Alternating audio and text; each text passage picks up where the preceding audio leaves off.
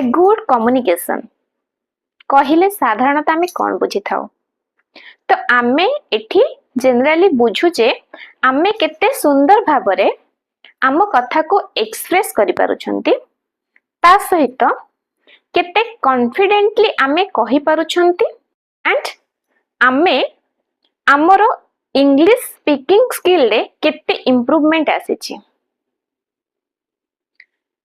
तो साधारणतः आमे एटा को गोटे गुड कम्युनिकेशन बोली कहि था but this is not a good communication. A good communication skills कहले आमे जते बेले अन्य मानक सहित कथा हेउछंती आमे आमर कथा केवल कहि न चली आमे सेमानंको कहिबार सुजोग केते दोछंती एंड सेमाने किछि कहिबा समय रे आमे ता भितरे इंटरप्ट करूछंती कि नाही।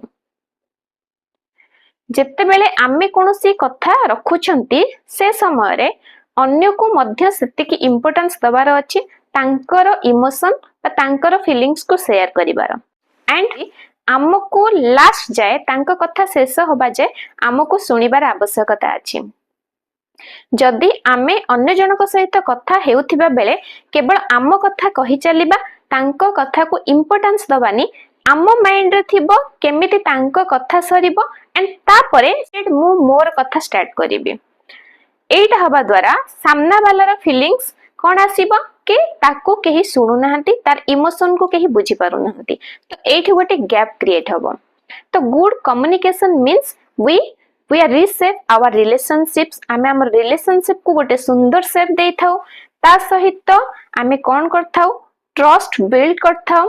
ट्रस्ट जदि आमे अन्य जन को ठीक भाबरे सुनिबा तार इमोशन को बुझीबा को ट्राई करिबा ताहले सेठी दुईटी व्यक्ति मध्य गोटे ट्रस्ट बिल्ड अप हबो ता सहित जहा कॉन्फ्लिक्ट थिबो सेटा मध्य रिजॉल्व हे परिबो। जदि आमे बुझीबा पई कथा न सुनिबा केवल तार सेंटेंस सरिबा परे आमे केमिति आम सेंटेंस स्टार्ट करिबा सेटा को माइंड रखी कथा हबा ताहले एठी गोटे अंडरस्टैंडिंग क्रिएट हे परिबो नाही एंड जो संपर्क रे गोटे सुंदर मधुरता सृष्टि हे परिबो नाही। तो मैक्सिमम मिसअंडरस्टैंडिंग क्रिएट हुए not due to bad intentions but due to unclear communications। अन्य को कहिबार सुजोग दियंतु तांको पई किछि स्पेस छाडंतु एंड से जहा कहउचंती माइंडफुली सुनी के 1 to 2 सेकंड पॉज नै कि आपण आपणकर साइड रखंतु।